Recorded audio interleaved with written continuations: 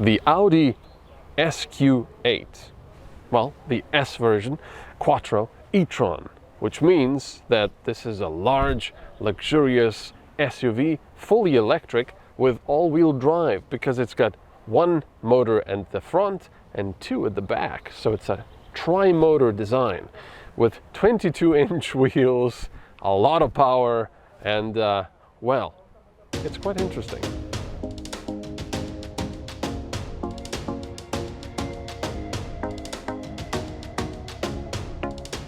I have to immediately correct myself here, as this is not an SQ8, but a regular Q8 with the S-Line package. So it has two electric motors, one at the front and one at the back.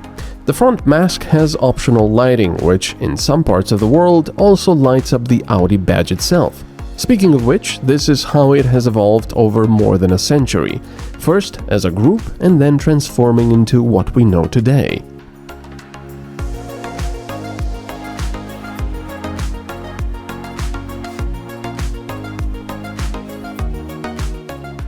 You can find details around the car, such as this laser-engraved writing on the doors.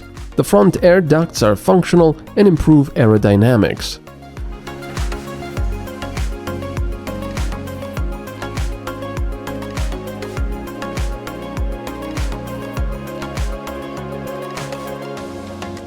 The intakes here play an important role with the air drag coefficient of the vehicle, which is important at higher speeds and enables a longer range. The floor is mostly flat with some golf ball bumps, which aid in stopping turbulence and thus reducing the aforementioned coefficient.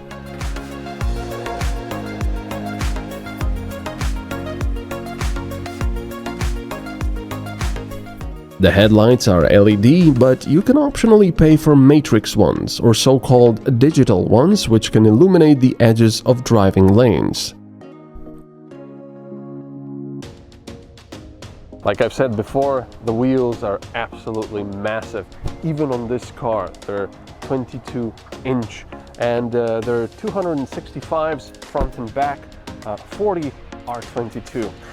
But I do have to say, they look pretty darn good with this design, and I also really enjoy the red caliper brakes that give them nice contrast. And of course, over here you've got your charging port with a little button so it opens up, and optionally you also have a charging port on the right side, which this one does.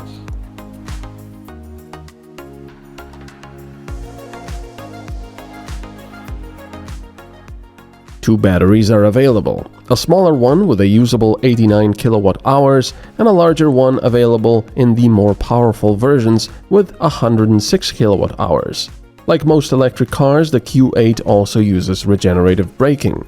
The regular version will see the two electric motors with 340 or 408 kilowatts, depending on the chosen package, while the torque is set at 664 Newton meters, which is enough to accelerate to 106 or 5.6 seconds.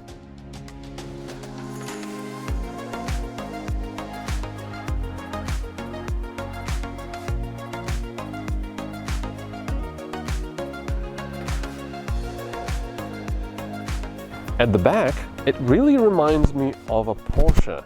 I wonder why. Although, you know, this looks good, this brake light across the entire width of the car. And of course, because this is a Q8, when you open up the trunk, well, there's plenty of space in the back. But just in case there isn't enough space, you can open up this floor, and if you don't have a spare wheel, well, you get quite a lot of extra space, just in case.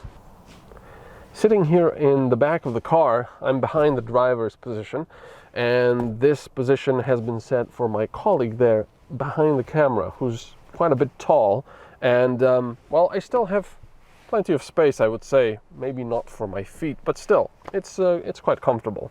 Over here in the center console, I've got a touch screen with which I can set my temperature for the rear, and so on.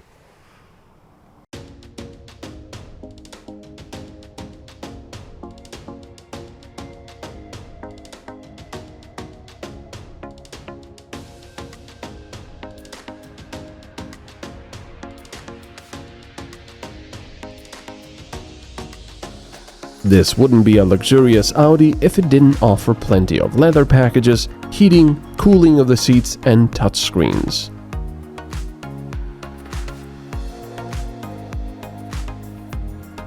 The top screen is, just like in the A6 and A8, used for infotainment, while the lower one for climate controls.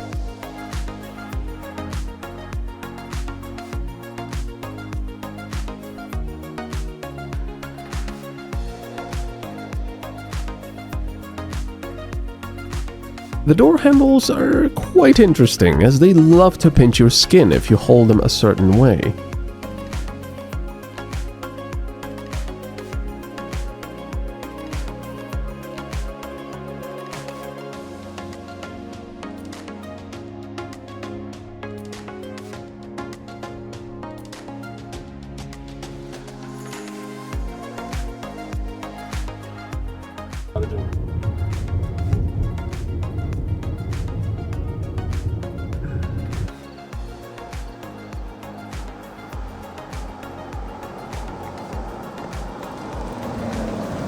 The Q8 e-tron can be bought in the SQ8 version, which is 3 electric motors with a total power of 433 kilowatts, which is limited to 370 because of the batteries. 0 to 100 takes 4.5 seconds. Q8 e-tron starts at just over 75,000 euros. For the more powerful model with practically all the extras, you'll be paying over 141,000 euros. For the SQ8, that price will be higher.